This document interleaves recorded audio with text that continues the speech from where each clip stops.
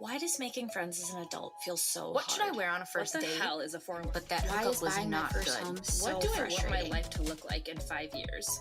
We want to know too. Since 2012, the Every Girl has been an online destination to help women around the world achieve the life of their dreams. Now, we're excited to bring you the same inspiring content with the Every Girl podcast. Welcome back to the show, girls. I'm having a day today. I am drinking a margarita because why not? I am recording on a Saturday. And I also was having cramps today. And I was like, you know what? I'm going to have a margarita and I'm going to have myself a day. So, welcome back. I'm so happy you are here with me.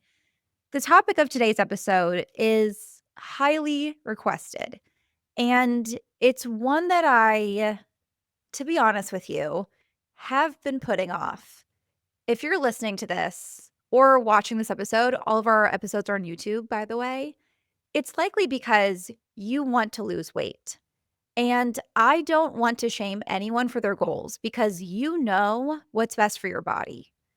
But I do feel like I have to start this episode with a reminder that we have so many more important things to worry about than losing 5 pounds or fitting into a certain pant size. We have so many other things that are worth our energy and our brain space. And I say this as someone who has always had this underlying voice in my head telling me that I should probably lose a few pounds. And I just think about imagine if all the thinking and the energy that we put into looking a certain way or not feeling good enough because of something as meaningless as our pant size was spent differently. I need you to remember that this toxic diet culture, this obsession with being a certain weight, is the patriarchy, okay? It is intended to take away your power and keep you distracted and feeling unworthy and needing approval from others instead of knowing your inherent worth, because that is how they keep us small. But there is so much misinformation and toxic advice out there when it comes to weight loss, and it really fear mongers and markets to people's insecurities.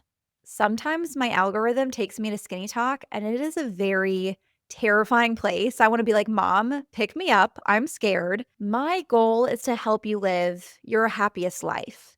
And I have typically focused on creating content that reflects that, focusing on feeling confident and improving self love and self respect. I usually focus on what I think is truly the root cause of this weight loss craze, which is not feeling good enough as we are and deeply rooted self esteem and body image issues. Because think about it. If you already felt worthy and beautiful and loved as you are, would you still want to lose weight? But the request for weight loss content is very much a thing. And I also don't want to ignore it. At the end of the day, my goal is to provide research backed insight and real concrete information to help you live your healthiest life, whatever that means to you, without telling you what health goals are and are not right for you. And that includes weight loss. If weight loss is your goal, I want to offer you positive, healthy, and science backed information, which honestly seems rare these days, that can be beneficial for you instead of harmful, like most other weight loss content that I've seen. So, the purpose of this episode, and honestly, every episode that you will hear from me, is not to encourage weight loss, but to debunk misconceptions, provide clarity, and to offer factual insight on a topic a lot of people want to know about. But before we get into it, girls, I want you to hear these words. You are good enough. Your body is good enough. And no, most of us do not need to lose weight. And if you need clarity on confusing messaging that is just everywhere these days, or if weight loss is the right decision for you and your health goals, I want you to feel like I have your back as well.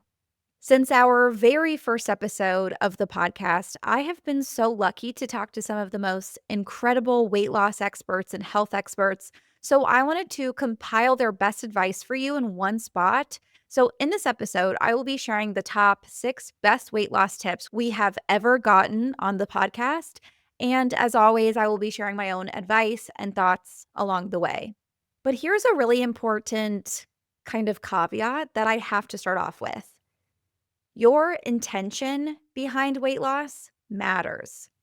If you want to lose weight because it would physically make you feel better, maybe you'd have more energy, or maybe your doctor recommended it for your health, great. Then these tips will really help you live a fuller, better life. In that case, losing weight is like healing your gut or getting rid of brain fog, in that it's changes to make for your body, out of love for your body.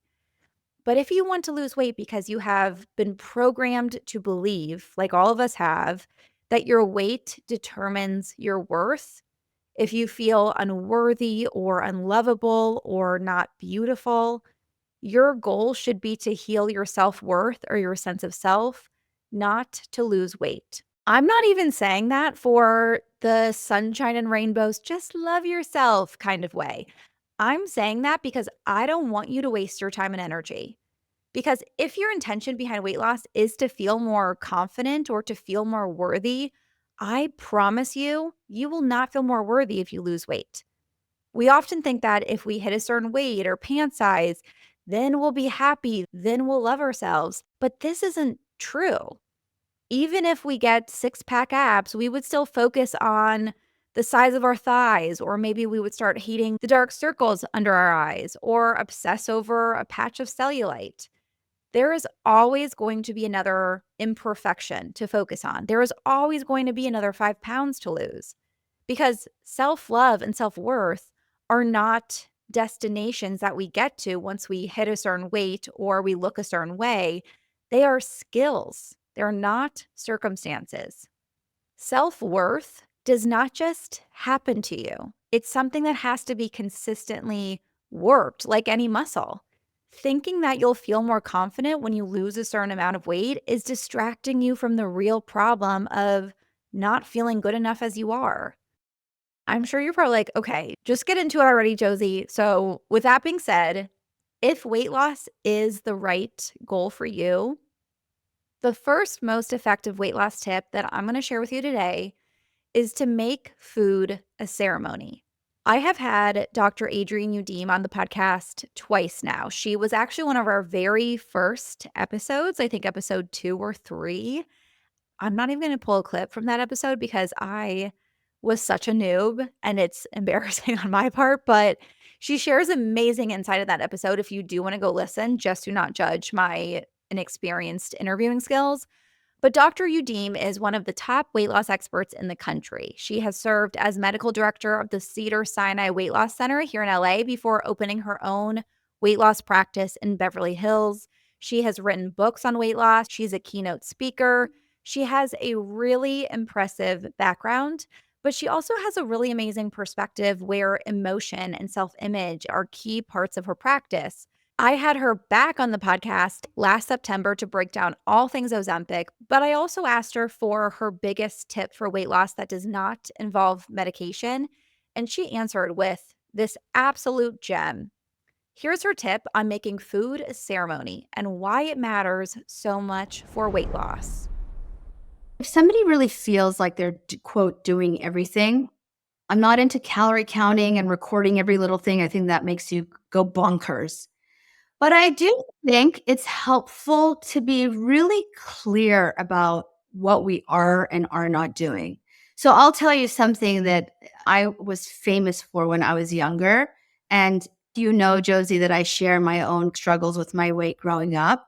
I would do something for 3 days. Like I would be really, really, really diligent, which basically meant I was starving myself in some shape or form until the dam broke. Until the hunger, the craving, the desire was so excessive that I just could not, and I was binging. I would look at my weight loss attempt. I would be like, I don't understand. I'm doing everything. I'm barely eating. I'm starving. But I would fail to recall what happened in that binge. So I would be really careful about being overly restrictive because the dam will always break. We're not very mindful. So we don't account for the handful of nuts that we grab on the way from point A to point B. Moms are notorious when we like clean up our kids' plates, like the chicken nuggets that we shove down our throats that they don't even taste good, so we don't register it. But like it still counts, even if it's cold, right? Or if we're eating while we're standing in front of the refrigerator or like doing the dishes, it still counts, but we don't register those things. So being really mindful about how we eat, when we eat. I always say that if you want to eat it, really make it a ceremony.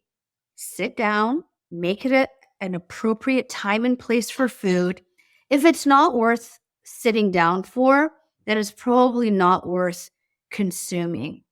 I can imagine there are people who are rolling their eyes right now because this is not the like, have like lemon water with vinegar in the morning and it'll help you lose weight. But I'm telling you, I've been doing this work for 20 years and I'm telling you that these things really matter. I thought this was such a good tip. And if you feel called out, I did too. But in so many cultures for thousands of years, eating food was and is seen as this sacred time for connection, whether it's connecting to people you love or connecting to your body, to yourself. It's just our modern Western culture that emphasizes food on the go and fast food, and that eating is more about convenience and a quick dopamine hit instead of genuine pleasure. I know your life is busy, and sometimes it's just unavoidable to drink a breakfast smoothie on your commute or to eat a snack while you're rushing between meetings. But this idea of food as ceremony, where you sit down at a table and you enjoy every single time that you eat a meal or you have a snack whenever you can, will have major benefits for weight loss and the overall health of your body. If you train yourself to see meals and snacks as a way to take a break, as a means for connection with yourself or with other people, a way to genuinely and deeply experience pleasure throughout your day instead of just as a convenience or a dopamine hit, and you plan to sit down and enjoy whenever you are eating food, even a snack, think about how much less you would overeat.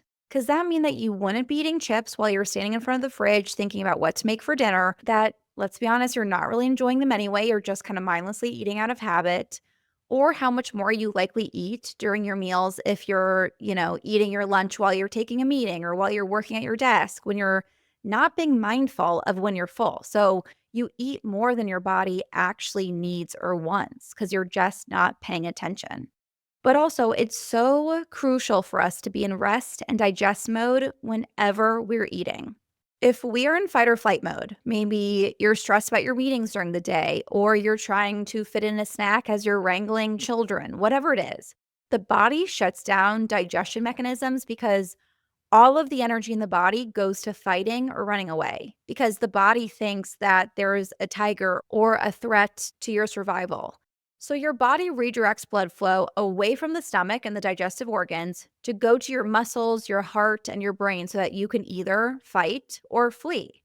So that means that the enzymes that break down food aren't produced efficiently. That means stomach acid is reduced. That means digestion slows down. So even if you eat something healthy when you're in this fight or flight mode, your body can't properly digest or absorb the nutrients, and this can lead to bloating, indigestion, nutrient deficiencies, which all contribute to weight. I recommend changing the way that you view food. If that means for now making kind of a rule for yourself, obviously, whenever you can, that when you're eating, even if it's a square of chocolate or a piece of bread or whatever, you're going to sit at a table and be mindful and present, even if it's just for a minute. Try out that rule. And then hopefully over time, you'll just see food as, yes, a means to nourish your body when you feel hungry, but also an opportunity to take a break from your workday or reconnect with yourself or the people that you love. The next tip is that protein and fiber increase your body's GLP-1 hormone. Now, you may be familiar with the name GLP-1 because that's what we call popular weight loss drugs, but that's actually the name of a hormone that the body produces whose job it is to lower our insulin, which in turn controls cravings, hunger levels, and also turns off fat storage. The drugs work to kind of mimic our body's naturally occurring GLP-1. Nutritionist Carrie Glassman explained this to me in an episode from March when I asked her if eating certain foods can actually have a similar effect to taking these GLP-1 medications. Here's what she said. GLP-1s, I know, have been a very big conversation. Can certain foods increase GLP-1s naturally? Yeah. Okay, well, I'm just going to give the spoiler here. Yes, certain foods can. I want people to know because I think it's something people are like, wait, what? What do you mean? This has really gotten out of control. Okay, so GLP-1s, most people right now, when you hear GLP-1s, what do you think of? The weight loss drug. Exactly. So people think of the drug. Those are what are actually called GLP-1 RAs, receptor agonists. That's the drug that mimics your GLP-1. GLP-1, it's actually glucagon-like peptide. Glucagon-like peptide is a hormone we make in our body, in our small intestine, for the most part. So that hormone is what these drugs is now mimicking. There's many things that we can do to actually help support our own GLP-1 production. Getting adequate protein can help us produce our own GLP-1. Getting adequate fiber to feed our gut microbiome to create the bacteria we need that also affect our GLP-1. When you hear someone say this is a GLP-1 food, it is not acting like the medication. It is not acting like your own GLP-1. It's not giving you a dose of GLP-1, but what it is doing is it's helping your body to produce GLP-1 the way it should. Maybe it's high in protein or fiber or both. Okay, but that's what food was meant to do. Eating the right balance of foods and real whole foods, they're meant to do a lot of things. When we eat food, we release insulin. When we eat food, GLP-1 is going to be released. You know what I mean? So when we eat food, there are reactions that are happening in our body that should be naturally happening. We're just now talking about GLP-1. We've always should have been eating this way. We'll always eat a way that to support our own GLP-1, the same way we eat to support our blood sugar. So when they say there is this food, this is acting as a GLP-1, all they're really saying is you're eating a whole food that is help supporting your whole hormonal balance.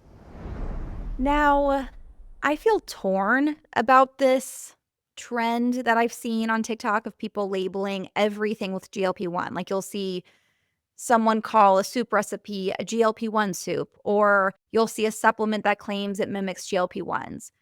That's obviously very damaging to claim the same effects as a medication. And it's a lot of marketing that plays off of people's insecurities and desire to lose weight in exchange for clicks or views or purchases. But at the same time, so many people are on weight loss drugs for kind of a toxic way, like not doctor recommended. They're just taking it as a quick fix to lose 10 pounds. And it's important to know that for most of us, our bodies are meant to have the GLP-1 that we need to keep us healthy as long as we eat adequate amounts of protein and fiber. Like many of us do not actually need a weight loss drug. We need to eat more foods that increase our GLP-1 for weight management. Of course, that's not one size fits all. Some people are not able to produce adequate GLP-1 levels naturally for whatever reason, but just speaking about most people, and again, I'm kind of thinking specifically about the people that are like, I want to take this medication because I have the last 10 pounds that I want to lose. The combination of protein and fiber at every meal really is queen when it comes to weight loss. In addition to helping increase your body's natural GLP-1 hormone, protein helps preserve lean muscle mass, and more muscle means a higher resting metabolism, which means that you are burning more calories even when you're not moving. Fiber is the less sexy nutrient that people on TikTok don't freak out about, quite like protein, but it is just as important for a healthy weight. Fiber, which you'll find, fruits, vegetables, oats, things like that, slows the absorption of sugar, which helps prevent those blood sugar spikes. And then fiber also feeds the good bacteria in your gut, which helps with digestion, inflammation, and will even affect how your body stores weight. If you haven't watched the Netflix documentary Hack Your Health, The Secrets of Your Gut, I highly recommend it. It was so fascinating. But one really interesting thing that they explained that I want to share with you in this context was how gut health basically determines your weight. Okay, this is something that Skinny Talk is not talking about. There was a huge study that the show shared where they took bacteria from the microbiome of a thin person and gave it to an overweight person, and then vice versa. The way that they did that was gross, so I'm not going to go into details, but they basically exchanged the gut bacteria between the thin person and the overweight person. And without changing anything else, without changing diet, exercise, supplements, the thinner person gained weight and the overweight person lost weight. So this really proves the role that your gut microbiome plays in signaling to your body to lose or to store fat. And the documentary also said that the best way to improve gut health is to eat a wide variety of plants, aka fiber. So it's not just about increasing fiber, but about a variety of fiber, which will be amazing for optimal gut health in addition to keeping your blood sugar levels stable. So if you're looking to lose weight, but also for anyone working to keep their body healthy, eating a good amount of fiber and protein at every meal, so that means your fruits, your veggies, a clean protein source like eggs, beans, tofu, chicken, salmon, tuna, whatever your protein of choice, like you do not need to worry so much about all these different diets like keto or whatever. Just get protein and fiber at every meal and you're good, girl. The next tip is a really interesting one, and it will probably surprise you. Tip number 3 is to make sure that your body feels safe to lose weight. Back in August of 2024, I had on Brandy Gilmore, who is a doctor of holistic health science, professor of holistic medicine, and author of the book, Master Your Mind to Heal Your Body. You can be your own cure. In my personal, humble opinion, this is the most underrated episode of the podcast. Like nothing blew my mind so dramatically as this conversation with Brandy. After fully healing herself from a really bad accident where she was told that she would never be able to walk again, Brandy dedicated her life to researching the effects of the mind on the physical body. I asked her in our conversation why people struggle to lose weight, and here's what she said. When it comes to inability to lose weight, I think the problem that so many people can't get there is because they think, I can't do it. I've never felt good about my weight in the past, so I'll diet, I'll punish myself, I'll do all these things that I like subconsciously know that's not going to get me a result because I am not worthy, maybe because I don't have that identity, because I don't believe this is going to work, because look at all these other times that I've yo-yo dieted and it hasn't worked before. We get ourselves in this mindset, and then it's the mindset that's holding us back. That person has surrounded themselves with evidence of why they are unable to lose weight. If you surround yourself with the evidence of you can change that, I can only imagine how powerful that could be. Absolutely. What's also fascinating that most people wouldn't realize, and this is very, very counterintuitive. As soon as I say this, some people will probably get it, and then other people will probably be like, my subconscious mind can't be doing that. But a lot of people who really, really want to lose weight have subconscious fears about losing weight. They have fears that people will judge me if I'm thin, or it's not safe because men, like I just worked with somebody even this week who has a fear that says, okay, well, women who are thin have a higher rate of being assaulted. So it's just not safe to lose weight. Wow. And if you ask her how much she has spent on weight loss, I mean, thousands and thousands and thousands of dollars. Like she has spent so much money and she keeps gaining weight. And I can't tell you how often I've seen that. Or if somebody goes through some type of sexual abuse. And actually studies have even shown that women who experience sexual abuse and sexual trauma as a child have a higher tendency to gain weight. And sometimes what will happen is they'll feel like on a subconscious level, because I've worked with several people like this, oh, well, it won't happen again. I've seen people and worked with people before who felt like their mother was critical of them for not losing weight and not being more thin. And so part of them had a rebellious side that said, well, fine, I'm going to gain weight then. And at a conscious level, they want to. Now, again, I know a lot of people would think, can't be possible, but think about it in this way. If we look at pattern subconscious mind. An example that I use all the time is that we can look at psychology and we know that a woman may have an abusive father. Then she leaves him and finds the abusive boyfriend, boss, spouse, et cetera, et cetera. That pattern can continue. You've heard that before. It's well known in psychology. Now, we could call this repetition compulsion, reenactments, attachment theory. There's so many different names for it in our culture. We can attract more of the same from childhood trauma. Now, that woman does not say, oh, I hope to find another abusive man. Instead, she's saying, just want a man who's loving, who's sweet, who's nice, who's wonderful. And yet, because of the subconscious trauma and programming, she could continue to experience that same pattern. That's the point, is that even when we feel like we consciously want something so badly, the subconscious mind can throw a monkey wrench in it. And I mean, for my own life, as I was working on healing myself and then realizing, oh, I have a feeling of survivor's guilt. If you have survivor's guilt, you feel guilty for surviving. So then if I'm healthy and happy and living a wonderful life, do I feel better or worse? Well, more guilt. So technically, I felt better to be injured. Now, consciously, obviously, I wouldn't have gone through years and years and years of research and nerve ablations and infusions and all of these things to heal myself. But my subconscious mind had a guilt. And that's what we have to look at, is really understanding that counterintuitive mind programming that's playing out. There is a complexity. That's why people don't just think positive and all of a sudden their life is magic and wonderful. It does take a real change. Now, a lot of times people are used to surface mind programming where they just tell themselves positive affirmations and then they think everything is solved. But the truth for healing at the level I see, where I see people heal from all kinds of things and their blood work changes, their pain changes, their body heals, it takes real change. So the surfacey type of affirmations can be great, but when I see people get real results, it's a deep change. When we have long-held beliefs and emotions, they color our consciousness typically. What I discovered in my work is that our emotions control our consciousness. So if somebody's in a lot of fear, they see evidence of that everywhere. If somebody is in a lot of hurt, they see evidence of that. So a lot of times if I told somebody that it's safe for them to lose weight, they might say, well, I don't know, because so-and-so, or I don't know, because like their back of their mind is saying, well, but what about this? What about this? So what it really takes is shifting the mindset and amplifying the emotions. And that's when I see the change really.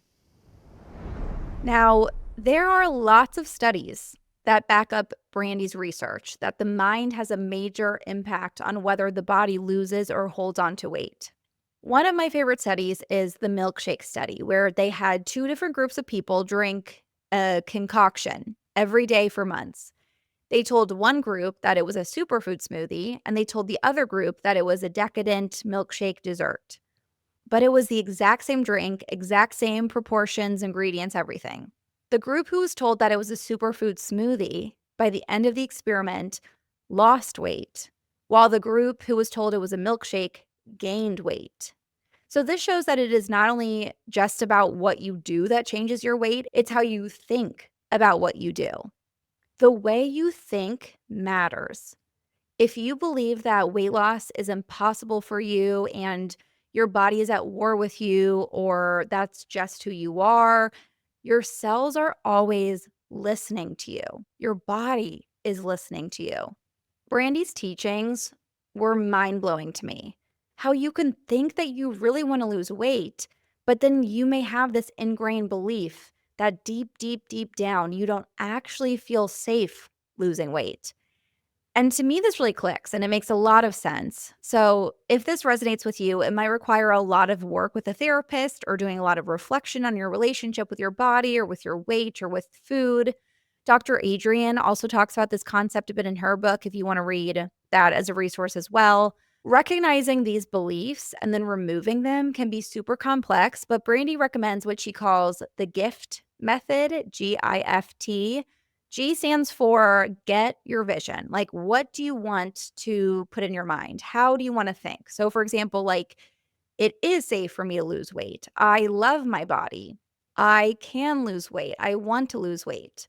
I stands for identify the negative. So what are those ingrained beliefs that are holding you back from your ability to lose weight? Do you feel unsafe being seen or unsafe receiving attention that you think losing weight would get you? Do you feel like weight loss means anything to you? Is your identity wrapped up in your weight? F stands for free yourself. So acknowledging the ingrained beliefs and then allowing your body and mind to be free of them. And then T stands for transform. Step into the transformation, which means embodying and living out the transformation that you actually want. If you want more information, because like I said, this process is pretty complex but important, you can go listen to my episode with Brandy or read her book. If this point feels a little hard to comprehend and you're a little more, let's say, conventional science minded, here's how I'd explain this concept from a less, metaphysical point of view. Like if you do struggle with the ingrained beliefs that Brandy's talking about, here's another way to look at whether or not your body feels safe to lose weight. Physiologically, the body stores fat when it does not feel safe. That is an evolutionary survival mechanism. When your body perceives danger in any way, it may be being in fight or flight mode chronically, it may be physical inflammation where your body physically isn't safe, it may be stored trauma. Check out the book, The Body Keeps Score, if you're interested in that part of it all. The body shifts into survival mode. And in survival mode, the last thing your body wants to do is let go of energy, aka fat. Evolutionarily, fat is energy for the body. That's the reason that the body thinks to store it is for future energy. When your body doesn't feel safe, it shifts into protection and storage mode, and no amount of willpower or calorie counting or HIIT classes will override that. Safety is the foundation of sustainable weight loss, period. The Every Girl podcast is brought to you by Nordstrom. I have really come to believe that fashion is a tool to help us show up as our best selves. It's kind of a manifestation strategy if you think about it. You know the experience of feeling more confident when you're in an outfit you love. So in partnership with Nordstrom, I really wanted to help you upgrade and curate your wardrobe this spring. And here's the best part, girls. Nordstrom has the best spring styles all under $100, so it won't break the bank to show up as your highest self this season. I'm sure most of you already know and love Nordstrom like I do, but they are truly killing it right now. I'm talking on-trend boho blouses, 70s-inspired denim, East-West bags, sneakers, charm jewelry, and you can shop our favorite brands like Mango, Levi's, Free People. I mean, they even have Skims. If you've procrastinated for your spring break trip like I have, they also have super easy 2-day shipping and next-day options to get your items faster. Go check out Nordstrom in stores or online at nordstrom.com, or you can download the Nordstrom app. Tip number 4, I'm really excited to talk about because this is one of the biggest mistakes that I have seen people make when trying to lose weight. So this tip is don't deprive your cravings, find healthier versions. So this is really cool because this is something huge that I have used in my practice with clients. But when I was talking to Lulu G, who is a traditional Chinese medicine herbalist and founder of the brand Elix, she said that according to traditional Chinese medicine, or TCM, cravings are the biggest piece of weight loss. Listen to this. If people want to lose weight, if they feel unhappy with their weight, what are some things that TCM would suggest doing? TCM would suggest, first of all, understanding also the root cause of the issues with weight. And TCM really equates a lot of things to our spiritual and emotional health. And so it kind of goes to understanding our relationship with food. And does food represent a friend, a source of comfort, something that we're needing or lacking in our lives, first and foremost? It's not a quick fix, but it's really starting there because, if I'm eating certain things that I mentally know I should avoid, but because they feel good in the moment and it gives me some sense of control when I don't have control over other things in my life, then addressing that thing that I'm wanting control over. Chinese medicine also says, depending on what you're craving, it points to what your body might want or need. And so I personally, I'm such like a lazy, healthy person. I try to find health hacks So, for example, like I'm always craving chocolate on my period. So, I've started buying like organic, non sweetened cacao powder, and I'll make myself a hot chocolate with like organic soy milk, which is super high in protein, the organic cacao, and I'll actually put in my Elix tinctures because all of them are stabilized in glycerin, so they taste sweet. So, then I have like an herbal hot chocolate that's actually healthy and good for me. But I get the nourishment. And sometimes we crave foods like chocolate because our body is wise and knows that there's nutrition in it. Like chocolate's super high in antioxidants and magnesium. Magnesium is great for you when you're on your period. So it's about like, is there a way that I could give in to my body and my cravings so I don't feel deprived, but I find the healthy version of that? So for example, like I love mac and cheese and I love French fries. Those are like my go-to comfort foods.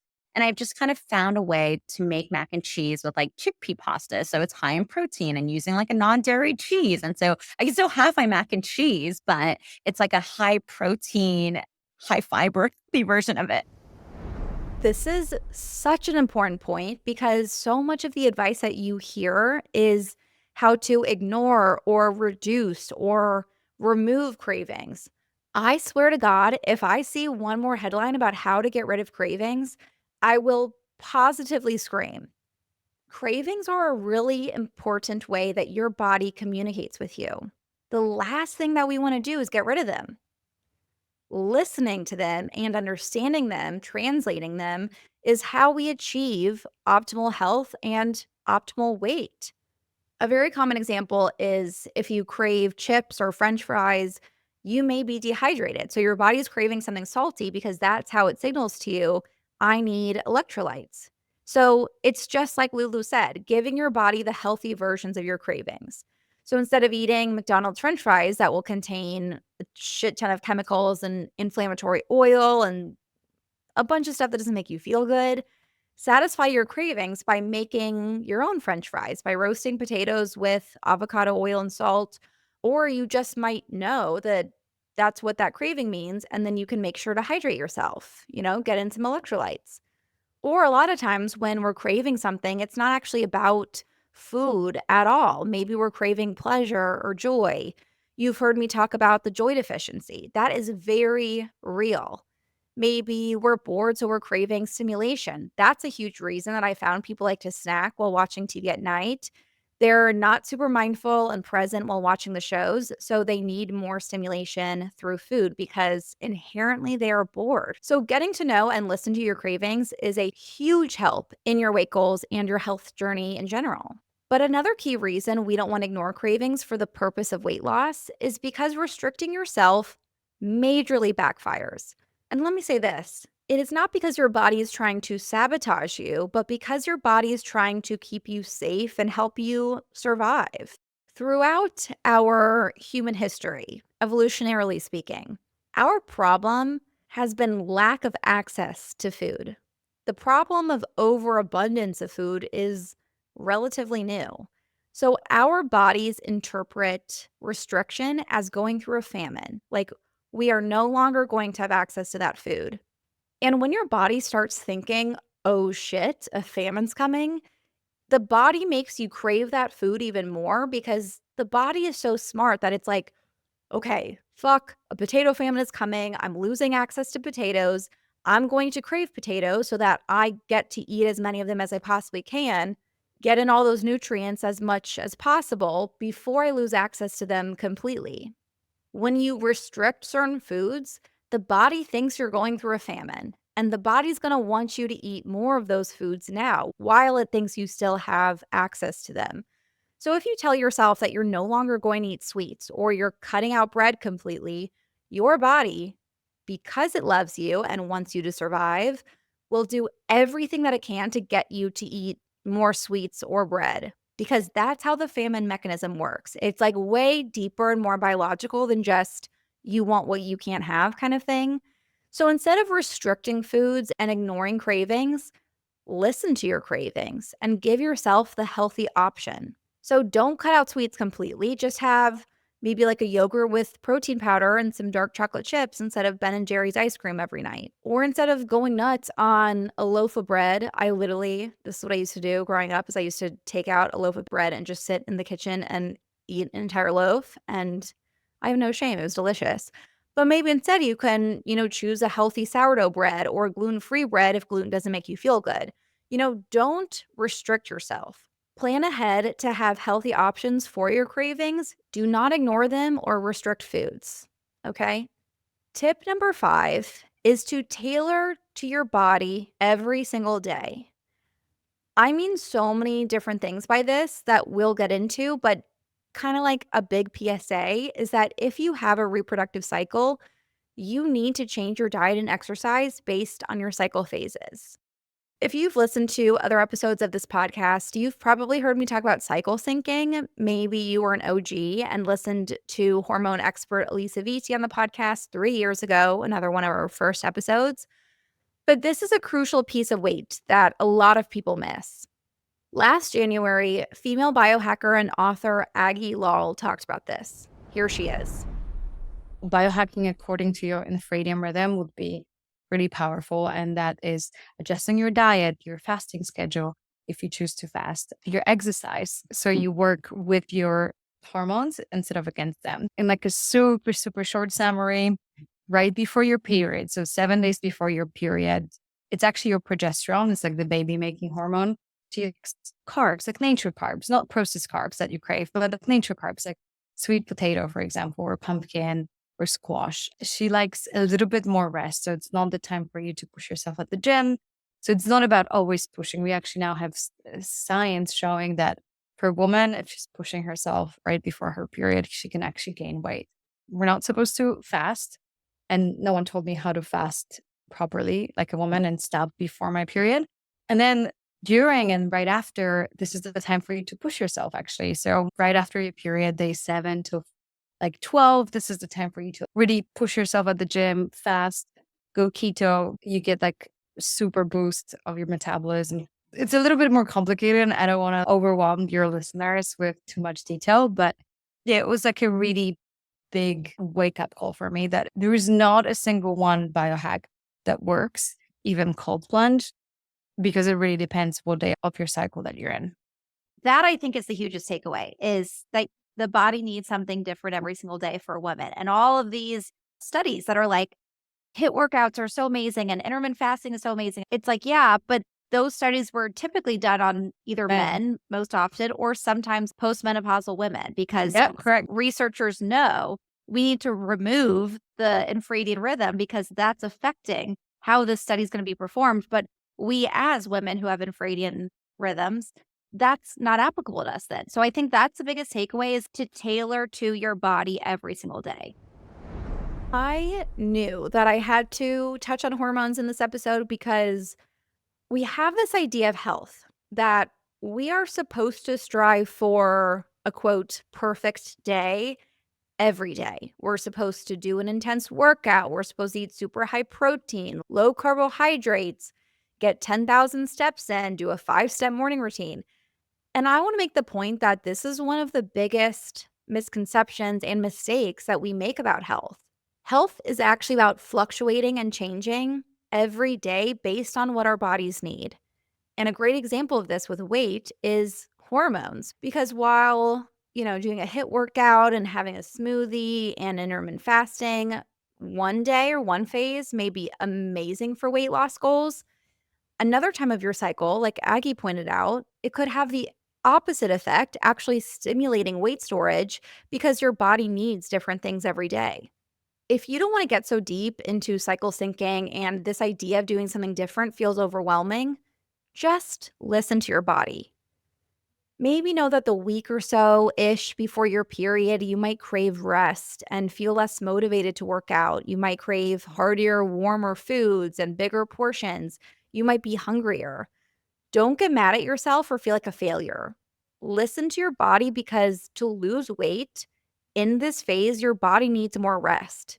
It needs to focus on lowering cortisol. It needs more foods and carbohydrates in order to lose weight. That's different than other phases of your cycle, and your body always knows what it needs. So just pay attention and listen to it. Even if you don't have a reproductive cycle, you can still benefit from adjusting to your body every single day and checking in frequently with what it needs instead of working off autopilot and checking off items on your health routine to-do list just because you're supposed to. A good example of this is when it comes to cortisol levels, the stress hormone. We know that cortisol levels have a major impact on weight loss or weight storage. Chronically elevated cortisol levels promote visceral fat, that belly fat. It can trigger overeating. It can break down muscle. It can increase insulin resistance. And remember what I said about your body needs to feel safe to lose weight. It needs to get out of fight or flight in order to achieve a healthy weight. So we want to keep chronic cortisol levels down if you're trying to reach weight loss goals. Even what you may hear as healthy practices like intermittent fasting or exercise are technically stressors on the body. Now, acute stressors are positive for the body. They physically make your body stronger. That's why people do cold plunges, difficult exercises. These things are technically stressors, but it kind of raises your cortisol levels while you're in it so that it can lower your cortisol levels overall. And you obviously get so many benefits from things like exercise. But if you're dealing with a super stressful week, or you're having a lot of anxiety, or maybe you're just dealing with more like physical stressors on the body, maybe you're traveling, you're recovering from jet lag, check in with how exercise or intermittent fasting or a cold plunge or any of these other, quote, healthy practices, how they would feel for you. Because sometimes when I've had a busy day, a really good sweaty workout feels like an amazing release of endorphins, and it really helps me feel so much better and boost my mood. But on other days, maybe it's like a super stressful week, especially when I'm getting close to my period, a sweaty workout would feel draining and exhausting and painful. That's a sign that you're just contributing to higher cortisol levels, which is having the opposite effect on your weight that you want. Maybe a gentle walk or stretching or even choosing to nap on this day and not exercise at all would actually do more to lower your cortisol and therefore help with your weight loss goals. So my point in saying this is that we need to stop aiming for a quote unquote perfect day every single day. We need to stop looking at like, as long as I eat low calorie or I eat high protein or I do an intensive workout, I will lose weight. It is not as simple as kind of like the old school way of looking at weight loss, which is calories in, calories out. That's not how it works. Your body needs something different every day in order to thrive, and you have to practice listening to it and adjusting instead of expecting health to look the exact same every single 24-hour period. Now, I was going to stop at 5 tips, but I had such a hard time limiting it down, and this last piece of advice felt really important and inspiring and a different factor of weight that you don't hear people talk about. So I had to include an extra tip, a bonus, and because I love you so much. So tip number 6 is to get super, super clear on how living in your healthiest body would feel. And here's the important part, then live it. Live that life. This lesson comes from one of your favorite guests and mine, Mimi Bouchard, who did a lot of work to heal her body and lose weight in a way that you've probably never heard anyone else share. Here's that clip. 8 years ago, I was 20 pounds heavier, not feeling good in my body, feeling puffy because I was drinking a lot, doing drugs a lot, going out a lot. I was binge eating, purging, hating myself, terrible relationship with my body and food, constantly thinking about what I'm going to eat for my next meal, calorie count, restricting, binging, purging, shitty cycle. Okay. So I was kind of starting at one extreme, let's just say. And I also had been brought up in a household where all the women in my family were all dieting for a very long time. You know, I'm a 90s kid. We definitely did not have the best examples. And I think our mothers also all probably got sucked into this like dieting culture. And it just wasn't a very healthy upbringing around food. This constant narrative of like struggle, and it's hard to be in a certain size, and just yeah, so I had to get rid of a lot of these beliefs that I absorbed as a kid, and I decided to take matters into my own hands here, and I wanted to have a reality when I designed my future self. I had designed her when it comes to food and body and my mentality around food. I wanted her to have this incredible, fit, toned, strong, lean, but feminine body. And I never wanted her to worry about food. I thought about my future self, and she never dieted. She never counted calories. She actually ate whatever she wanted intuitively. She never felt restricted. Yet she lived in this body of her dreams. I also used to hate the type of girl that was like, oh, I can just eat whatever I want. And I'm like, oh, it's hard. I freaking hated that girl. And I'm like, you know what? Instead of hating her, I want to become her. I want to have that mentality. I want to not be triggered around food. I want to feel uncomfortable when I overeat, not emotionally numb, because overeating for me was a numbing activity. And I want to also be able to feel so connected with my body and give it what it needs and not be so strict and live in this effortlessly happy, healthy body with this effortlessly happy, healthy mentality towards my body. I want to be the kind of person that forgets about food until, oh, my stomach's rumbling, I'm just going to grab something. Like, I wanted to be that person. I didn't want it to have such a hold over my life anymore. So looking back, what I did, I designed that future self who had both of those things, who had the great body and also the intuitive eating, because I never wanted to restrict myself too much. I wanted to live and love my life. So what I did is I designed that for my future, and I got really familiar with how it would feel to live a life like that. And it took years, but the more that I stepped into my future self in every aspect, the more that I actually became that reality. And I can confidently say right now, I cannot remember the last time I binged. I can't remember the last time that I've looked in the mirror and hated myself. I feel better than ever before. I naturally want to move my body. I feel weird if I don't go on my long walks every day. I feel weird if I'm not doing Pilates a number of times a week. I feel really weird if I'm not eating a salad every day, or at least some vegetables. I love treating myself with respect with the food choices that I make. And I think naturally my future self lives this way because she has a healthy, radiant body, and she eats if I want chocolate, I'll have chocolate. Like, it's very unrestrictive. And I had to design that future self me before stepping into it. I had to get specific on how it would feel to be the kind of person that forgets about eating until my stomach's grumbling, or it feels good to be so in tune with myself. So it's just really interesting just connecting with your body. And I had gone to therapists, I had gone to hypnotherapists, but nothing actually worked as well as me just taking responsibility myself and deciding to visualize who I wanted to be that didn't have that problem and continually showing up as her. For the binge eating especially, I did visualization. You get into the state in your mind of what it would feel like right before a binge, whether it's an emotional long day, you're feeling shitty about yourself, you want to numb, whatever it is. And then in your mind, in the visualization, you actually feel what it feels like to be in that state. And then consciously in your mind, you choose something else. So you start to link new neural pathways together by doing this with visualization, where instead of going to binge something, I'm going to call a friend and I'm going to drink a big glass of water, or I'm going to go on a walk. And I did that a few times. And then I started to notice in real life when I would have that feeling to binge, and I thought, wait a minute, I have two options now. First, it was there was no other option. I'm binging. There wasn't even a thought. It was this numb addict feeling. And then it started to become, oh, wait, there are two paths I could take. Sometimes I'd still pick the binge path, but then I started to notice sometimes I'd pick the recovery path. And the more that I did this, the more I actually just started choosing the recovery path, because it became familiar in my mind of what it would actually feel like to drink that big glass of water and go on a walk and call a friend. But the main thing was just, if I was showing up as my future self throughout my day, the thoughts would actually kind of stop coming in because it didn't align with my future self.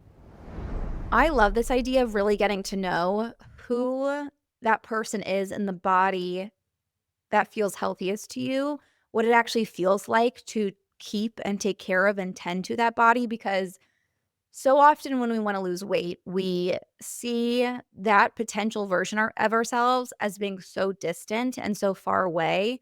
And so we are still acting and thinking and believing in a way that is only suiting our current body, not the body that we are actually wanting to work toward and the body that feels healthiest to us.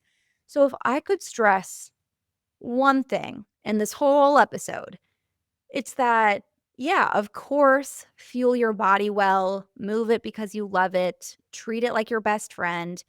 But the mind and the way that we think is so critical for weight loss and for health in general. And this part of it is not getting the mass attention that it needs. And if you're on a weight loss journey, you need this information, not all the skinny talk bullshit. So those were 6 of some of the best weight loss tips that we've ever gotten from the podcast from 6 incredible guests. I hope that they helped. Let me know what tip resonated most with you on Apple reviews or in the comments if you're listening on Spotify. And I feel like before I let you go and live your life, while I still have you, sounds like I'm holding you captive, I really want you to think about your relationship with your body and your worth. Okay, I promise not to make this cheesy, but just hear me out. The most toxic saying that I hate is that saying, nothing tastes as good as skinny feels. Which, first of all, have you never had a plate of pasta in your life? Like, I beg to differ, okay? But what the truth is that nothing is worth the price tag of fully enjoying your life. Those extra inches on your waistline, that is where life happens. That's the glass of rosé on a summer rooftop or a slice of your favorite chocolate cake when you go home to visit your mom.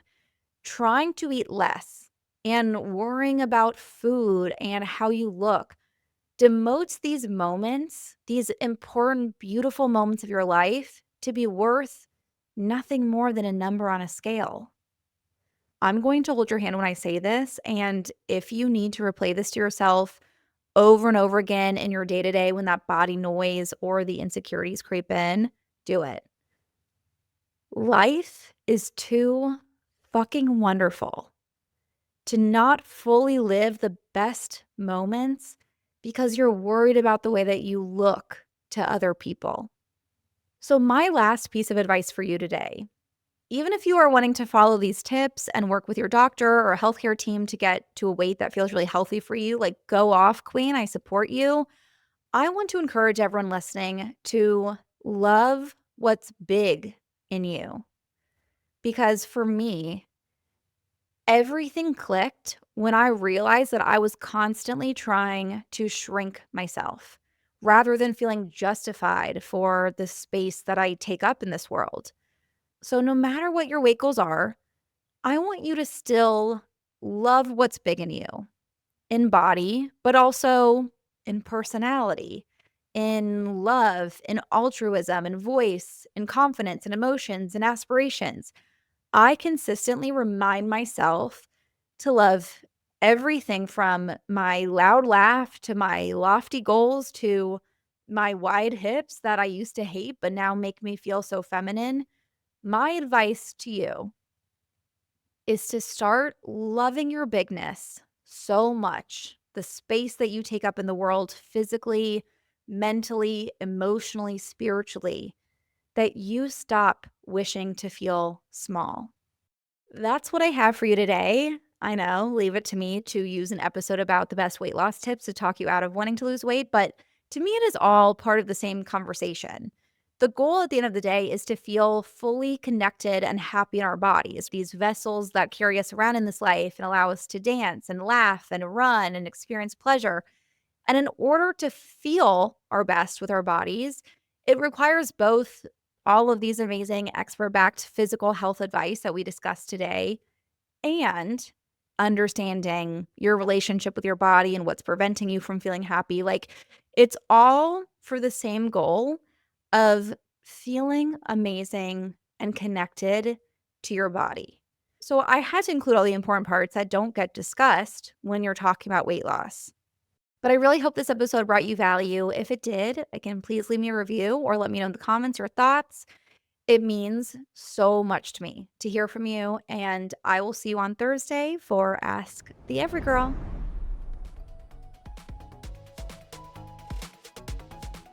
I hope you enjoyed the episode. I know I sure did. Please do not forget to rate, review, and subscribe. It really makes a huge difference for our show so we can keep growing and bringing the content that you love. If you want more info, you can find us at The Every Girl Podcast on Instagram or at theeverygirlpodcast.com. Talk to you next week.